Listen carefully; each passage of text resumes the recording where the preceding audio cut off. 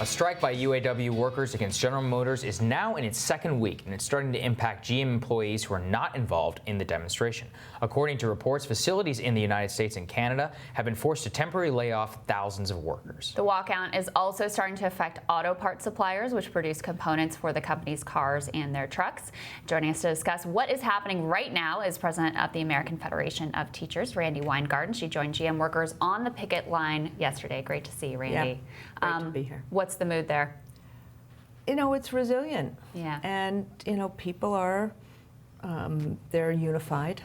And so we were on the line at Parma, which was very important symbolically for us because we've been organizing charter schools all across the country. And there was this small charter in Parma that went on strike in February. And the UAW workers were on the line with our teachers in Parma. And so several of the teachers from Parma have been on the line with the UAW workers. And, you know, part of that is, if you think about the historic nature of this, UAW, IBEW, so the auto workers, steel workers, electrical workers, communication workers, garment workers, all kind of built the middle class. And those of us who actually have unions that are growing, if we don't stand side by side to actually help manufacturing grow again, shame on us. And so we feel, so all throughout the country, in Detroit and Buffalo, other places, you're going to see teachers and nurses on the line buoying the spirits and being there in solidarity. Yeah. Solidarity is a real thing. That's very heartening to hear. One thing we've talked about on the show is that there seems to be a rise in workers standing up in this country, that we've seen more strikes. I mean, this UAW strike is one of the biggest ones we've seen almost 40 years. As somebody involved in this, why do you think that is? Why is it right now is a moment in which there's a lot of strikes happening, there's a lot more worker demands for rights and health care? Got Chicago teachers right now, too. Yeah. Chicago teachers will probably be on strike in the next few weeks. And that one is, you know, what they're asking for is just the new mayor, put it in writing. You can't say that there's going to be more guidance counselors and nurses and not put it in writing, because people need to rely on it. Parents need to rely on it. Kids need to rely on it. So, you know, what I think it is that just take the nature of the inequality in the country. So you have the President of the United States say virtually every, moment on Twitter, this is the best economy ever. Well, for a GM worker who has seen his or her wages effectively go down 20% because of rising healthcare costs, it's not the best economy ever. For the 40% of people who can't put $400 together for an emergency, it's not the best economy ever. And yet the 400 richest families have more income and wealth than 60% of everyone else.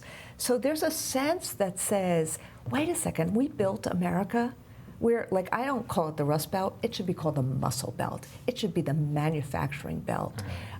So it's about, shouldn't there be some fairness here? Right. That the middle class can actually keep doing what it needs to do so our kids are better off than we are.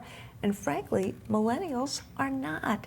Between crushing student debt, rising healthcare costs, and frankly, stagnation of wages, they're not better off. So that's why I think you are seeing this sense of an imagination that if we get together and do something together, we can make possible what is impossible when we do it alone. Well, and the correlation between the decline in rates of unionization and the decline of middle class could not be clearer. I mean, when you look at the trend, as the number of people in unions goes down, the amount of the GDP growth that's going to the middle class also goes down. Exactly. So that could not be more clear. Because let me just say one more thing. Sure. It's about, frankly, I'm a progressive. I'm not a conservative.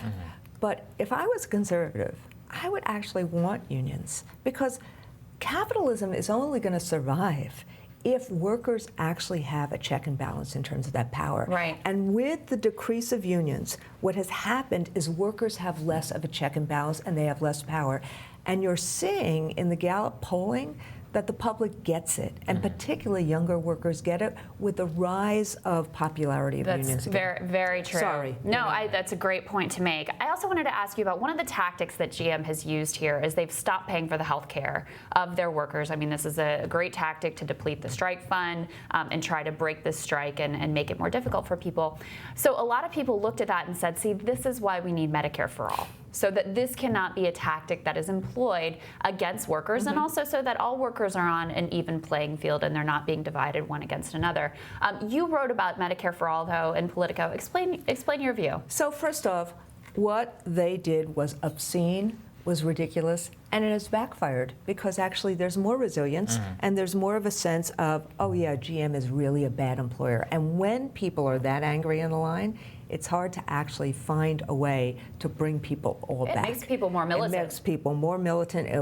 And it's a really obscene, awful thing that GM did. Having said that, the proposal I made in this column was in some ways what we have for Medicare right now, which is have Medicare as the base, not a ceiling.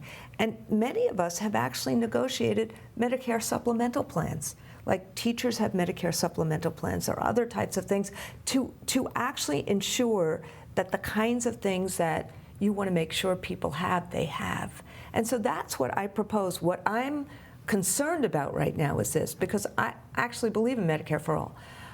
I'm concerned that the insurers who have made a huge amount of profit and who have effectively been able to derail most of the healthcare expansion as a right, not a privilege in this country, are using this fight about Medicare, are scaring people.